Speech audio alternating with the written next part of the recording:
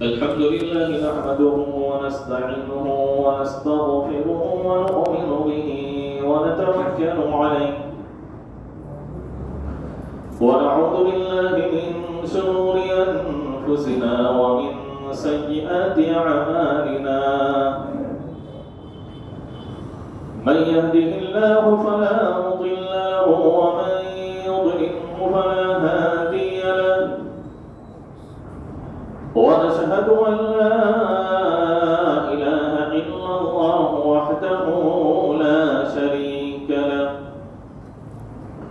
ونشهد أن سيدنا وحبيبنا ومولانا محمدا عبده ورسوله صلى الله تعالى عليه وعلى آله وسلم تسليما كثيرا كثيرا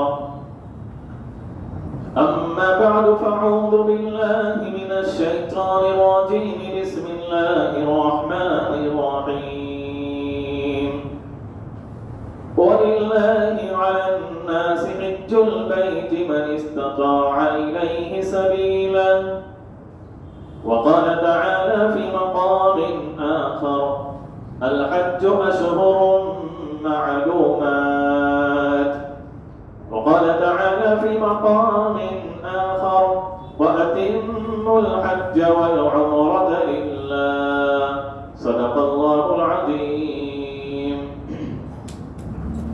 محترم دوستو عزیزوں، پچھلے جمعہ سے ہماری حج کے تعلق سے گفتگو چل رہی ہے.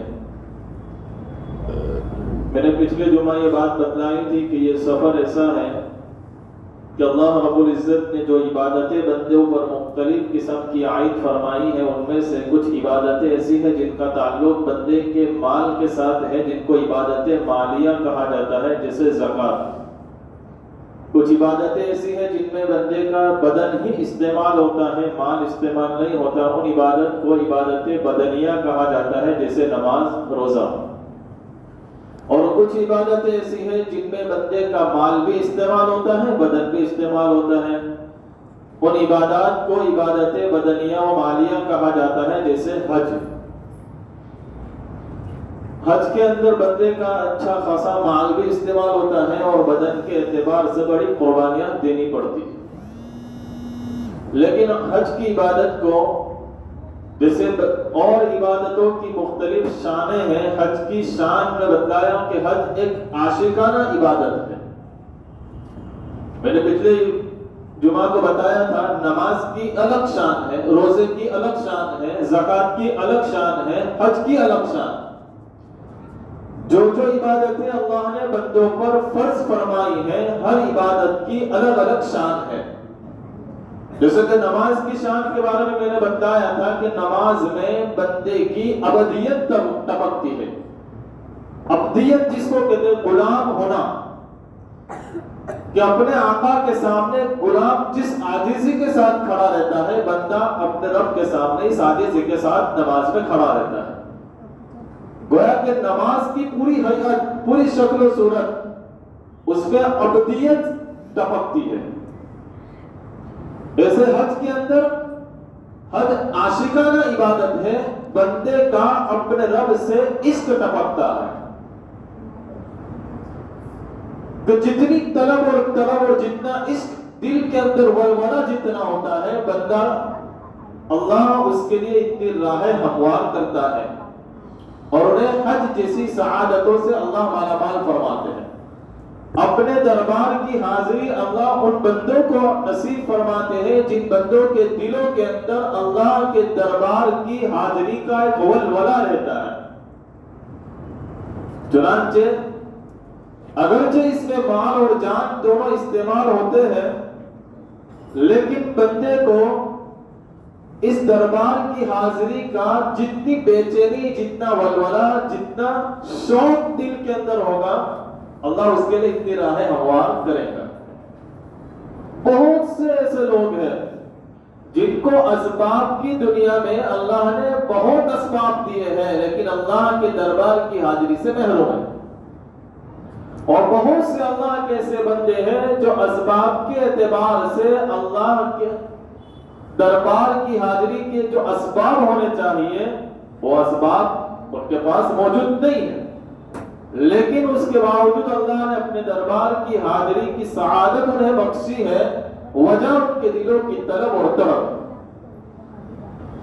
حج بھی ایسی عبادت ہے، چنانچہ میں نے کہا تھا کہ حج کی جن لوگوں کو اللہ نے سعادت بخشی ہو اس کی تیاری کے کس طریقے سے وہ شروع کرے۔ تو جن لوگوں کو اللہ نے طے کر دیا ہے کہ اللہ نے اپنے دربار میں بلانے کا فیصلہ ہو چکا ہے اور جو حج کے لیے جانے والے ہیں ان لوگوں کو 2 رکعت پہلے شکرانہ کی ادا کرنی چاہیے کہ اللہ دنیا بھر میں تیرے اتنے بندے ہیں، اس میں سے تو نے میرا انتخاب فرمایا، میرا سلیکشن کیا اپنے دربار کی حاضری کے لیے، حج کی عبادت کے لیے تو نے مجھے پسند فرمایا، یہ تیرا کرم ہے، تیرا فضل ہے، یہ تیرا شکر ہے۔ جس دن اس کے جانے کا طے ہو جائے اور اس کا جانا طے ہو کر اس کو علم ہو، اس کو 2 رکعت شکرانہ کی پڑھنی چاہیے، یہ اس کی تیاری کی ابتدا۔ اس کے بعد چونکہ جانے سے پہلے یہ ایک سفر ایسا ہے، اللہ کے دربار کی حاضری کا سفر، حرمین شریفین کی حاضری کی سعادت، کعبۃ اللہ کی حاضری کی اسے سعادت ملنے والی ہے، اور اللہ کے حبیب کی روزے کی حاضری کی اسے سعادت ملنے والی ہے۔ چنانچہ اپنے دل کو صاف اور شفاف کر کے جائے، یہ دوسری تیاری۔ پہلے تو 2 رکعت شکرانہ کی پڑھے اور اس کے بعد یہ تیاری کرے کہ میں اپنے دل کو اللہ کی دربار کی حاضری سے پہلے صاف شفاف کر لوں۔ یاد رکھے اللہ وراء الورا ہے، اللہ کی ذات کسی جگہ سما نہیں سکتی، لیکن لکھا ہے علماء نے کہ مومن کا قلب، مومن کا دل ایسی جگہ ہے کہ جہاں اللہ کی تجلیات جو ہے پڑتی ہے، لیکن اس دل کے اندر، اس قلب کے اندر اللہ کی تجلیات نہیں پڑتی جس قلب کے اندر، جس دل کے اندر کینہ اور عداوت اور بغض جیسی گندگی ہو۔ چنانچہ اتنے مبارک سفر میں جانے سے پہلے بندہ اپنے دل کو پاک اور صاف کر لے۔ اسی لیے ہمارا یہاں معمول ہے، جو لوگ حج میں جاتے ہیں وہ بولا چالا معاف کرنا اور ملاقاتیں کرتے ہیں، ہونا چاہیے، لیکن یہ کہ رسمی نہ ہو، زبانی صرف الفاظ نہ ہو، اس کا تعلق دل سے ہے۔ اللہ رب العزت نے انسان کو بنایا ہی ایسا ہے، انسان کا جو لفظ ہے، عربی لفظ ہے، اس میں انسیت ہے، ایک دوسرے کے ساتھ میل جول کے بغیر اس کی زندگی گزر ہی نہیں سکتی۔ چنانچہ حضرت آدم علیہ السلام کو اللہ رب العزت نے جنت سے جب دنیا میں بھیجا، حضرت آدم نے مطالبہ کیا کہ اتنی بڑی دنیا میں اکیلا کیسے زندگی گزاروں گا؟ ان کی پسلی سے ماں ہوا کو اللہ نے پیدا کیا تاکہ انسیت ہو، انسان بنے، میل جول کے ساتھ زندگی گزرے۔ تو یہ تو دنیا کی انسان کی فطرت میں ہے۔ اب ایک معاشرے میں، ایک سماج میں جب انسان رہتا ہے تو کچھ 19-20 ہو ہی جاتا ہے، اونچ نیچ ہو ہی جاتی ہے، لیکن اس کو باقی نہ رکھے، اس کو ختم کرے اور دل کو پاک صاف کر کے، تمام سے معاملات پاک صاف کر کے اللہ کے دربار کی حاضری کا سفر شروع کرے۔ چنانچہ اپنے رشتہ داروں میں سے جن کے ساتھ ان کا تعلق ٹوٹا ہوا ہے، کچھ معاملہ ہو چکا ہے، ان تمام سے اپنے معاملہ کی صفائی کر کے اس سفر کو شروع کریں۔ علماء نے لکھا ہے کہ بندہ جب اس سفر سے پہلے تمام سے معافی صافی کر کے سفر کرتا ہے تو اس کے سفر کی نورانیت وہیں سے شروع ہو جاتی ہے۔ اس لیے حقوق 2 طرح کے ہیں، ایک کو حقوق اللہ کہا جاتا ہے اور ایک حقوق العباد کہا جاتا ہے۔ کل قیامت کے دن اللہ رب العزت کے سامنے جب اپنی زندگی کا حصہ ہر ایک کو دینا ہے، حقوق اللہ میں کچھ کمی کوتاہی ہوگی، اللہ کی ذات بڑی مہربان ہے، امید ہے اللہ معاف فرما دے۔ لیکن حقوق العباد کے اندر اگر کچھ اونچ نیچ ہوگی، کچھ کمی پیشی ہوگی، اللہ بندوں کے حوالے کر دے کہ جس سے تیرا معاملہ ہے اس سے معافی صافی کر یا وہاں حق ادا کر۔ اور آپ جانتے ہیں کہ دنیا میں معافی شافی اور حق کرنے کا ادا کرنے کا طریقہ آسان ہے، اگر سامنے والے نے معاف کر دیا تو بہت خوب، اور نہیں کیا تو جو حق اس کا دبایا تھا دے دیا، معاملہ صاف۔ آخرت کے اندر وہاں کی کرنسی نیکیاں ہے، نیکیاں۔ چنانچہ حدیث پاک میں آتا ہے ایک بندہ قیامت کے دن اللہ کے دربار میں حاضر کیا جائے گا، پہاڑوں کی طرح اس کی نیکیاں ہوگی۔ حدیث کے الفاظ ہے، اللہ کے دربار میں حاضر کیا جائے گا، اتنی بڑی نیکیاں، اتنی ساری نیکیاں لے کر بندہ حاضر ہوا ہے، اس کا حساب کتاب شروع ہوگا۔ لیکن اپنی زندگی کے اندر نیکیاں کرنے والا آدمی حقوق العباد میں بڑی کوتاہی کرتا تھا، کسی پر ظلم کر دیا، کسی کی زمین دبا لی، کسی کا گھر کا حصہ دبا لیا، کسی کا ناحق جو ہے حصے پر قبضہ کر لیا، کسی کو کس طریقے سے ستایا، حقوق العباد میں بڑی کوتاہی تھی۔